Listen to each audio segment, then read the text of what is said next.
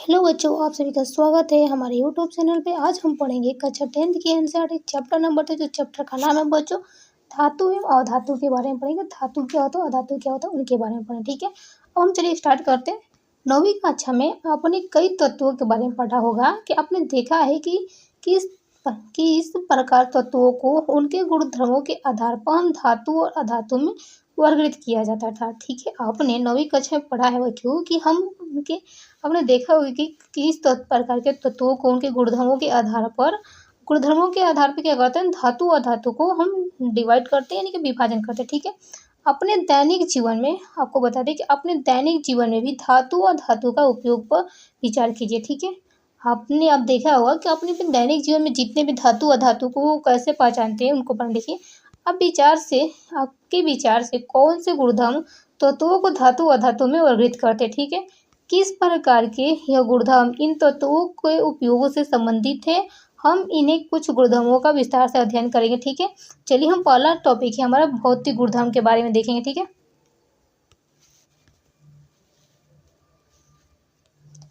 भौतिक गुणधर्म के आधार पर धातु और अधातु के बारे में देखेंगे। ठीक है, पहला टॉपिक है धातु। इसमें भौतिक गुणधर्म में पहला टॉपिक है धातु। ठीक है, इन पदार्थों के भौतिक गुणधर्म की तुलना करके समूहों में अलग अलग करना सबसे आसान होता है। आपको बता दें, धातु को अगर हमको पता करना है कि अगर धातु है तो उसको क्या करते हैं, इन पदार्थों को भौतिक गुणधर्मों की तुलना करके समूहों में अलग अलग करना सबसे आसान होता है।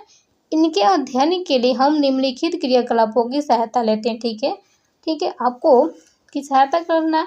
आपको अनुभाग है, ये क्रियाकलाप है 3.1 से 3.6 में दिए गए क्रियाकलापों के निम्नलिखित धातु iron, copper, aluminium, magnesium, sodium, lead, zinc आसानी से मिलने वाली कुछ अन्य धातुओं के नमूने इकट्ठे कीजिए। आपको संभव हो तो आपको क्या करें, जो ये आयरन है, कॉपर है, एल्युमिनियम है, मैग्नीशियम है, सोडियम है, लेड है, जिंक है तथा आसानी से मिलने वाले बच्चों जितने भी मिलने वाले जो कुछ अन्य धातु हैं आपके पास मौजूद हो तो क्या उनको इकट्ठा करनी है। चलिए इसका हम प्रैक्टिकल करते हैं। ठीक है, तो यह धातु है कि धातु है उसके बारे में जानने की कोशिश करते हैं। ठीक है, तो पहला क्रियाकलाप हमारा है कि हम आयरन, कॉपर, एल्युमिनियम, मैग्नीशियम के नमूने लेना है। ठीक है, हमें प्रत्येक नमूना कैसे दिखाई देता है उस पर ध्यान देना। आपको क्या करना है कि आयरन लेना है, कॉपर लेना है, एल्युमिनियम लेना है, मैग्नीशियम लेना है, मैग्नीशियम के नमूने लेना है। अब प्रत्येक नमूना जो है कैसे दिखाई देता है उन पर ध्यान देना। ठीक है, आपको क्या करना है, एक रेगमाल से रगड़ कर उसको प्रत्येक नमूने की सतह को साफ करना है। आपको कोई कपड़ा चाहे कुछ रगड़ने वाला हो जिससे साफ किया जाता है, जंग छुड़ाने वाला से, उससे क्या रगड़ कर साफ करिए। ठीक है, उस नमूने को रगड़ कर प्रत्येक नमूने की सतह को जो सरफेस उसका उसको साफ करिए। उसके स्वरूप को ध्यान से देखना है। ठीक है,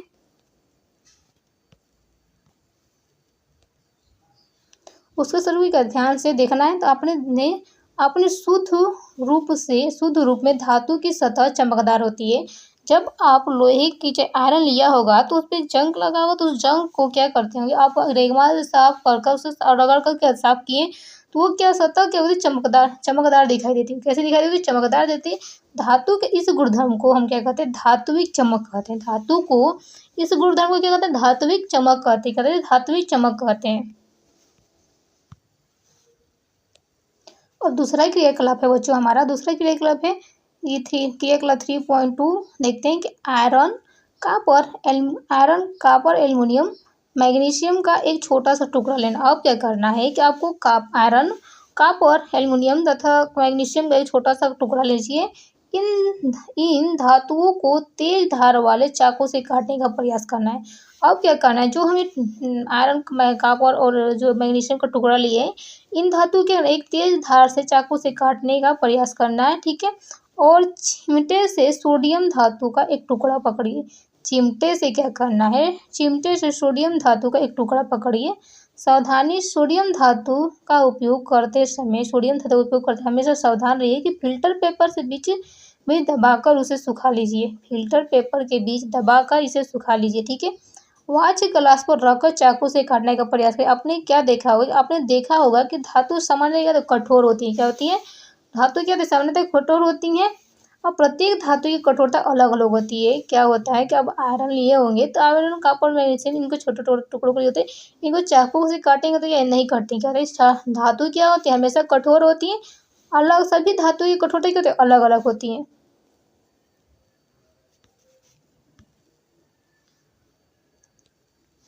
अब हम क्रियाकलाप 3.3 में देखेंगे। ठीक है, अब क्या करेंगे, आयरन, जिंक, लेड तथा कॉपर के टुकड़े लेना है।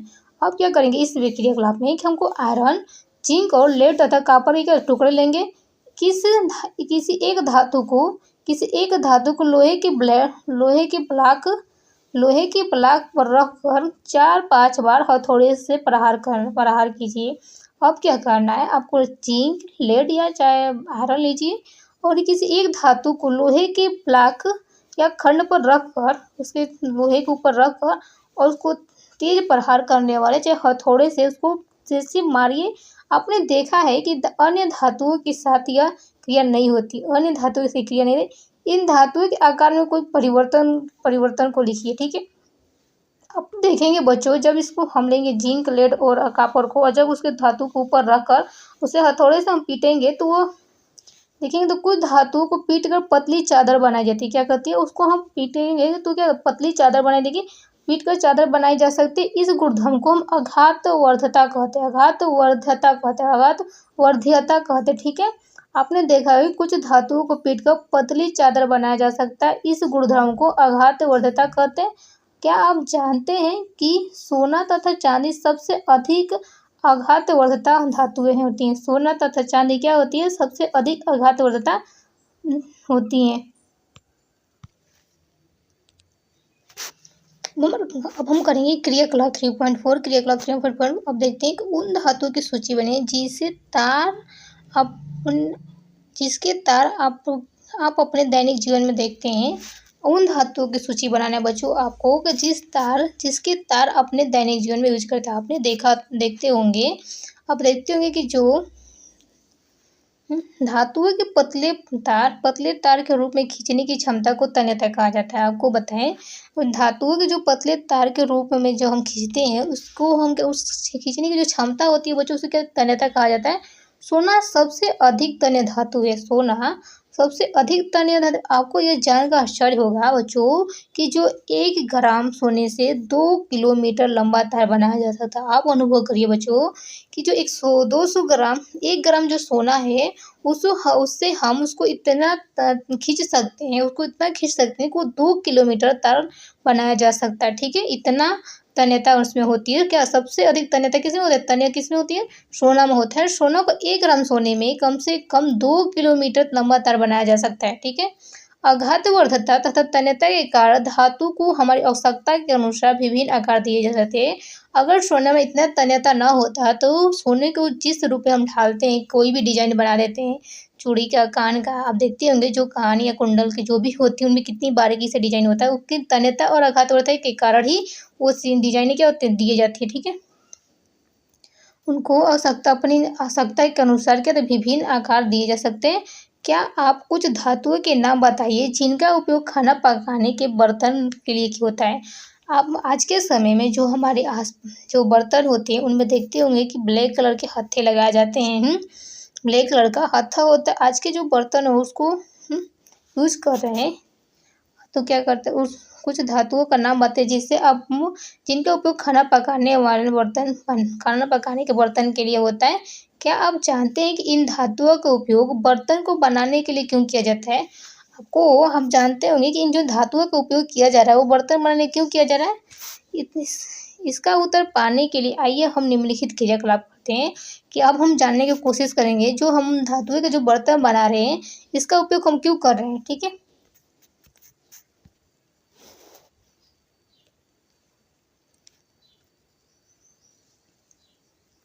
क्रियाकलाप 3.5 में देखते हैं कि एक एल्युमिनियम या कॉपर का तार लेना है। क्या करना है, एक एल्युमिनियम तथा कॉपर का क्या करना, तार लेना है। एक एल्युमिनियम तथा एक कॉपर का तार लीजिए। क्लैंप की मदद से इस तार को स्टैंड पर बांध दीजिए। देखिए, एक एल्युमिनियम एक कॉपर का तार लिए हैं और क्लैंप की या किसी धागे के साथ उसको बांध दीजिए। ठीक है, फिगर में जैसे दिखाया गया वैसे करना है।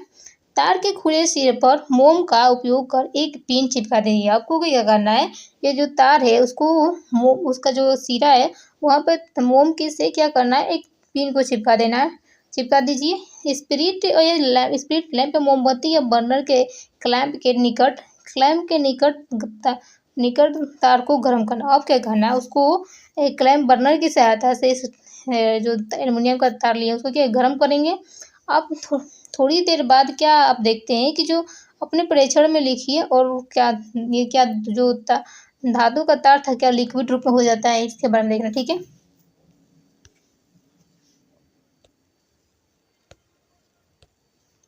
उपरोक्त क्रियाकलाप से पता चलता है बच्चों कि धातु उष्मा में क्या होता है, सुचालक होते हैं। क्या धातु उष्मा में क्या होता है, सुचालक होता है तथा इनका गलनांक बहुत अधिक होता है। इनका गलनांक क्या होता है, बहुत अधिक होता है। सिल्वर तथा कॉपर उष्मा के सबसे आवश्यक चालक माने जाते हैं। सिल्वर तथा कॉपर क्या होते हैं, उष्मा के सबसे अच्छे चालक माने जाते हैं। ठीक है, इनकी तुलना में लेड तथा मरकरी उष्मा के क्या कुचालक है। आपको बता दें कि उपरोक्त क्रियाकलाप से हम जो प्रैक्टिकल किए हैं बच्चों, उससे पता चल रहा है कि जो धातुएं होती हैं क्या होती है, उष्मा की क्या होती है, सुचालक होती है। इनका गलनांक बहुत अधिक होता है। क्या होता है, इनका गलनांक बहुत अधिक होता है। सिल्वर तथा जो कॉपर की वस्तुएं होती हैं, जो कॉपर उष्मा के सबसे क्या होता है, अच्छी चालक होती है। इनकी तुलना में जो लेड होता है और मरकरी उष्मा के क्या होता है, कुचालक होते हैं। उष्मा के क्या होते हैं, कुचालक होते हैं। हम यहाँ से गर्म करते हैं, अगर हम इस तार को गर्म करते हैं बर्नर के माध्यम से, तो क्या होता है, ये उष्मा यहाँ से यहाँ ट्रांसफर होती होगी।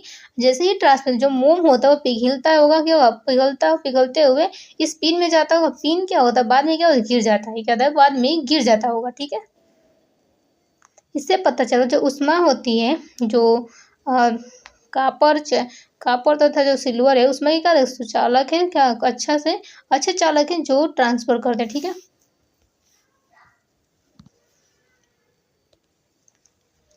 क्रियाकलाप 3.6 में देखते हैं। ठीक है, क्रियाकलाप 6.3 में देखते हैं कि फिगर में देखिएगा। ठीक है, एक विद्युत सर्किट तैयार कीजिए। एक विद्युत सर्किट तैयार करना। ठीक है, जिस धातु की जांच करनी है उसे परिपथ के टर्मिनल ए तथा टर्मिनल बी में जोड़ देना। ठीक है, रखना है इस बीच उसी प्रकार रखिए जैसे दिखाया गया। ठीक है, एक बल्ब जलता है, इससे क्या पता चलता है। ठीक है, आपने देखा होगा कि जिस तार से आपके घर की बिजली पहुंचती है उस तार पर उस पर पॉलीवाइनिल क्लोराइड यानी पीवीसी अथवा रबर जैसी सामग्री की परत चढ़ी होती है। आप देखे होंगे कि आपके घर में जो ब्लैक कलर का तार होता है जिससे बिजली पहुंचाई जाती है, तो जो वो ब्लैक कलर के तार पर जो लेयर चढ़ी रहती है उसको हम क्या कहते हैं, उस लेयर को हम पॉलीवाइनिल क्लोराइड यानी पीवीसी कहते हैं। ठीक है, आपने देखा होगा बच्चों कि जिस तार से आपके घर तक बिजली पहुंचाई जाती है उस पर पॉलीवाइनिल क्लोराइड अथवा पॉलीवाइनिल क्लोराइड पीवीसी अथवा रबर जैसी सामग्री की परत चढ़ी होती है। विद्युत तार पर ऐसे पदार्थ की परत क्यों होती है, आपने कभी सोचा होगा। जो पॉलीवाइनिल की जो परत चढ़ी होती है, पीवीसी की जो परत चढ़ी थी वो क्यों ऐसे क्यों होता है, बस क्यों परत चढ़ी होती है। आपको पता है जब धातुएं किसी कठोर सतह से टकराती है तो क्या होता है, जब धातुएं किसी कठोर सतह से टकराती हैं तो क्या होता है, तो वह कोई आवाज़ उत्पन्न करती हैं। जो धातुएं कठोर सतह से टकराने से आवाज़ जो उत्पन्न करती है उसे हम ध्वनि के सोनोरस कहते हैं। ध्वनि के सोनोरस कहते हैं। ठीक है, ध्वनि या सोनोरस कहते हैं। तो क्या आप बता सकते हैं कि स्कूल में जो घंटी है धातु की क्यों बनी होती है। आप अनुमान लगाइए बच्चों कि जो हमारे स्कूल में जो घंटियाँ होती थी जिससे हमें छुट्टी का अनुभव होता है कि ये घंटी लगाते एक पीरियड हम 1 घंटे लगता तो पहला पीरियड, 2 पीरियड लगता दूसरा पीरियड, तीसरा पीरियड 3 घंटे लगता तीसरा पीरियड हम कहते थे। जैसे आप ये घंटी क्यों लगती है, घंटी हो धातु की क्यों बनती होती है, जैसे क्या होता है आवाज़ उत्पन्न होती है, कहते हैं ध्वनि निकलती है जिसको हम सोनोरस कहते हैं। ठीक है, घंटी इसलिए धातु की बनी थी। धातुएं क्या करती है, ध्वनि उत्पन्न करती है। धातुएं ध्वनि उत्पन्न करती है जिससे हम लकड़ी के एक हथौड़े की साइड का जो होता है उसको हम बजाते हैं तो टन टन की आवाज़ निकलती है। ठीक है,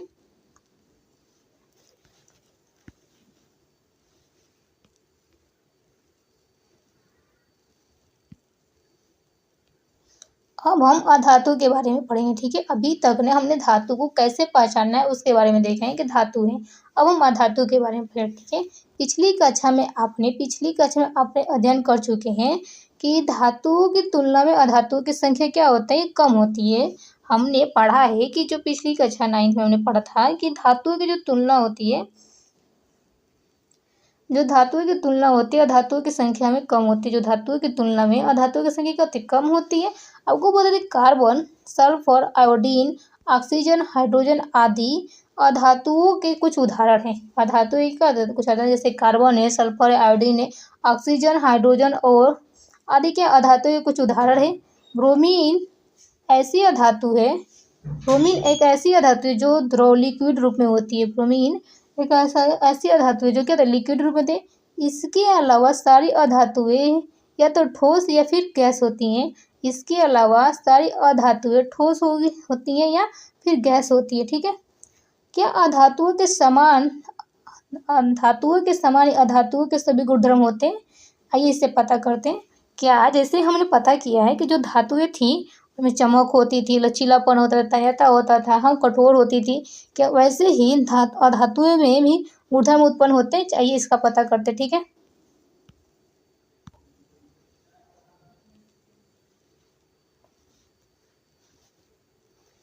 एक क्रियाकलाप 7.3 में देखते हैं कि कार्बन या कोल या ग्रेफाइट, सल्फर तथा आयोडीन के नमूने को एकत्र करना, ठीक है। आपने इन अधातुओं को 3.1 और 3.4 और 3.6 तक के क्रियाकलापों को दोहराना है। जैसे हमने धातुओं का उपयोग गुणधर्म को जैसे किया था क्रियाकलाप में देखे थे, वैसे ही क्या करना, हमको भी दोहराना है, ठीक है। चलिए अपने परीक्षण को कीजिए, ठीक है। और इन तत्वों को लिखना भी, ठीक है, नोट कर लिखना भी।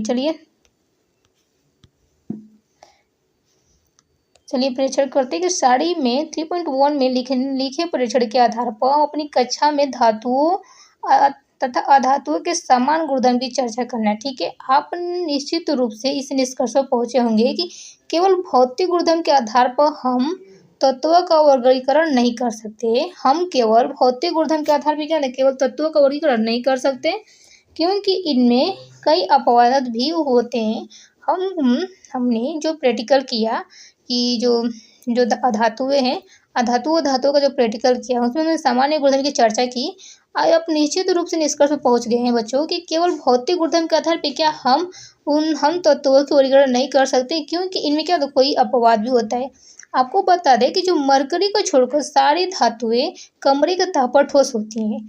जो मरकरी होता है बच्चों, मरकरी को छोड़कर सारी धातुएं कमरे के ताप पर क्या ठोस अवस्था में पाई जाती हैं। ठोस में क्रियाकलाप 3.5 में आपने देखा कि धातुओं का गलनांक अधिक होता था। आपने देखा कि जो 3 पॉइंट क्रियाकलाप हमने जो किए थे उसमें हमने देखा था कि जो धातुओं का गलनांक क्या था, अधिक होता था। लेकिन गैलियम तथा सीजियम का गलनांक बहुत कम होता है। गैलियम तथा सीजियम का गलनांक क्या होता है, बहुत कम होता है। यदि आप अपनी हथेली पर इन दोनों धातुओं को रखेंगे तो क्या पिघलेंगी? आपको बता दें मरकरी को छोड़कर सारी जो धातु होते हैं कमरे के टेम्परेचर पे क्या होता है, रूम टेम्परेचर पे ठोस होती है, ठोस अवस्था में पाई जाती है। क्रियाकलाप 3.1 में हमने देखा था जो धातुओं का जो गलनांक था अधिक होता था, लेकिन जो गैलियम और सीजियम का गलनांक बहुत कम है। यदि आप अपनी हथेली पर इन धातुओं को रखेंगे तो क्या पिघलने लगेगी। जो दूसरा पॉइंट है, आयोडीन अधातु है। आयोडीन क्या होता है, अधातु है, होते हुए भी क्या चमकीला होता है। आपको पता है कि धातु क्या चमकीली होती है, लेकिन जो आयोडीन है बच्चों, आयोडीन क्या अधातु है लेकिन वो चमकीला होता है, ठीक है। अगला पॉइंट है, तीसरा पॉइंट, कार्बन ऐसी अधातु है जो विभिन्न रूपों में विद्यमान होती है। कार्बन ऐसी अधातु है जो विभिन्न रूपों में क्या विद्यमान होती है। प्रत्येक रूप को अपरूप कहते हैं। प्रत्येक रूप को हम अपरूप कहते हैं। जैसे हीरा कार्बन का एक अपरूप है। हीरा कार्बन का क्या एक अपरूप, सबसे कठोर प्राकृतिक पदार्थ है और इसका जो गलनांक तथा क्वथनांक बहुत अधिक होता है। जो हीरा है बच्चों, कार्बन का अपरूप है। यह सबसे कठोर प्राकृतिक पदार्थ है और इसका जो गलनांक और क्वथनांक होता है बहुत अधिक होता है। कार्बन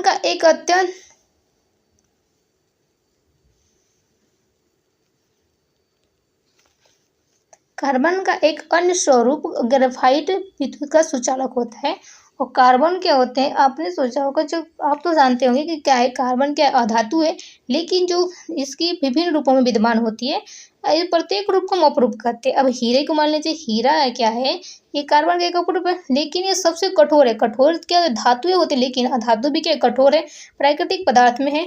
इसका प्राकृतिक कठोर पदार्थ होता है। इसका जो गलनांक होता है वो कथनांक, गलनांक तथा उसका क्वथनांक बहुत अधिक होता है। कार्बन का एक अन्य अपरूप है जो ग्रेफाइट। ग्रेफाइट क्या होता है, विद्युत का सुचालक होता है। आपने सुना है कि जो अधातु होते हैं विद्युत के सुचालक नहीं होते, लेकिन एक अपवाद है कि जो ग्रेफाइट होता है कार्बन का अपरूप ग्रेफाइट होता है, वो क्या होता है, विद्युत का सुचालक होता है। ठीक है, अगला पॉइंट हमारा 4 नंबर।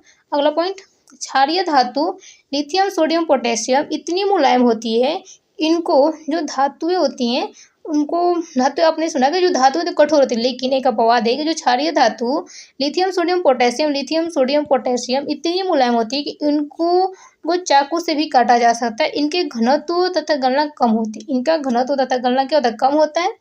और तत्वों को उनके रासायनिक गुणधर्म के आधार पर अधिक स्पष्टता से धातुएं व अधातुएं की वर्गीकृत किया जा सकता है। आपको बता दें कि अब उन तत्वों को उनके रासायनिक केमिकल प्रॉपर्टीज के आधार पर अधिक स्पष्टता से धातु और अधातु में क्या वर्गीकृत किया जा सकता है। ठीक है,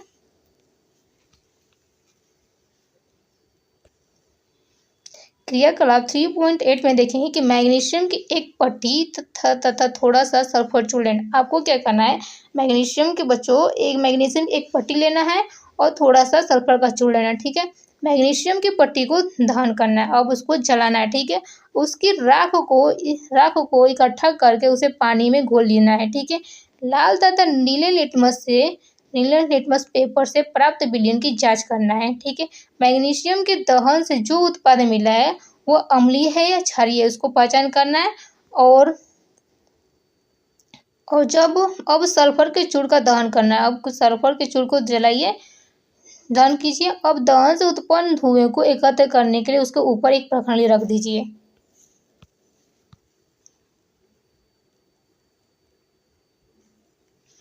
इस प्रक्रिया में जल डालकर उसे अच्छी तरह से मिला लीजिए। नीले तथा लाल लिटमस पेपर से इस विलयन की जांच करना है। ठीक है, जो सल्फर के चूर्ण को हम दहन किए थे उसको इस प्रक्रिया में डालकर अच्छी तरह से मिला लीजिए, और नीले और तथा लिटमस पत्र से इसको भी फिर से चेक करेंगे। ठीक है, और सल्फर के दहन से उत्पन्न पदार्थ में अम्लीय है या क्षारीय उसका भी जांच करना। ठीक है, और क्या इन अभिक्रियाओं के समीकरण लिख सकते हैं। ठीक है, आपको क्या करना है, अधिकांश अधातु ऑक्साइड प्रदान करती है। आप देखते होंगे अधिकांश धातु क्या ऑक्साइड प्रदान करती हैं, जो जल में घुलकर अम्ल बनाती हैं। आपको पता है बच्चों, जो अधिकांश अधातु क्या ऑक्साइड प्रदान करती जलती हैं, तो क्या ऑक्साइड प्रदान करते हैं, जल में घुलकर अम्ल प्रदान बनाती है। वही अधिकतर धातुएं क्षारीय ऑक्साइड प्रदान करती हैं।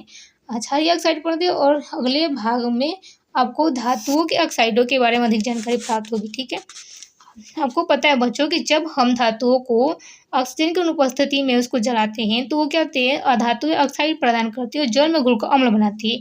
वहीं पर जो धातुएं होती हैं, धातुएं क्षारीय ऑक्साइड प्रदान करती है।